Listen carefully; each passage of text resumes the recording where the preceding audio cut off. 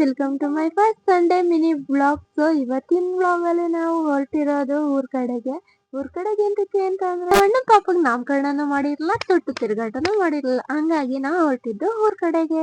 ಊರ್ಗೋಗಿ reach ಆಗಷ್ಟೊಳಗೆ 2 o'clock ಆಗೇ ಹೋಯ್ತು. Sunday ಆಗಿರೋದ್ರಿಂದ ಬಸ್ಸಸ್ ಕೂಡ ಇಲ್ಲ, ಎಲ್ಲಾ ಬಸ್ಸಸ್ ಕೂಡ ರಶ್ ಆಗಿತ್ತು. ನಾವು ಊರಿಗೆ ಹೋಗಿದ ತಕ್ಷಣ ತೊಟ್ಲು ಶಾಸ್ತ್ರಕ್ಕೆ ರೆಡಿ ಮಾಡ್ಕೋಬೇಕು ಅಂತ ಹೇಳಿ ತೊಟ್ಲು ಶಾಸ್ತ್ರಕ್ಕೆಲ್ಲ ರೆಡಿ ಮಾಡ್ಕೊಳ್ತಾ ಇದ್ರು.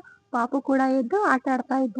ಶಾಸ್ತ್ರಕ್ಕೆ ಅಂತ ಇಂತ ರೆಡಿ ಆಯ್ತು, ಪೂಜೆ ಕೂಡ ಮಾಡಾಯ್ತು. ಈಗ ಪಾಪುನ ಕರ್ಕೊಬಂದು ತೊಟ್ಲು ಒಳಗಡೆ ಮಲಗ್ಸೋದೊಂದು ಬಾಕಿ ಆಗಿತ್ತು. ಹೇಳಿದ್ರು ಪಾಪುನ ಎತ್ಕೊಬಂದು ತೊಟ್ಲು ಮಲಗ್ಸು ಅಂತ. ನಾನು ಹೋಗಿ ಅವನ್ನ ಎತ್ಕೊಬಂದು ತೊಟ್ಲು ಮಲಗ್ಸಿದ್ರೆ ಅವ್ನು ನೋಡಿದ್ರೆ ಅಳ್ತಾನೆ ಅನ್ಕೊಂಡ್ರೆ ಅವ್ನು ಆರಾಮಾಗಿ ಆಟಾಡ್ಕೊಂಡಿದ್ದ.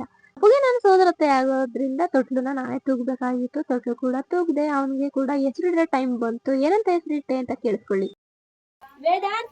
ಏನೋ ಹೆಸರಿಡೋದು ಕೇಳಿದ್ರು. ಆದ್ರೆ ನಾನು ಹೋಗಿ ಕೋರ್ಟ್ ಅಲ್ಲಿ ಲಾಯರ್ ಕರೆಯೋ ತರ ವೇದಾಂತ್ ಅಂತ 3 ಸಲ ಕರೆದೆ. ನನ್ಗೆ ನಗು ಬಂತು. ಊಟ ಎಲ್ಲ ಮುಗಿಸ್ಕೊಂಡು ನಾವು ಪಾಪು ಕರ್ಕೊಂಡು ಹೊರಟಿದ್ದು ಬೆಂಗಳೂರು ಕಡೆಗೆ.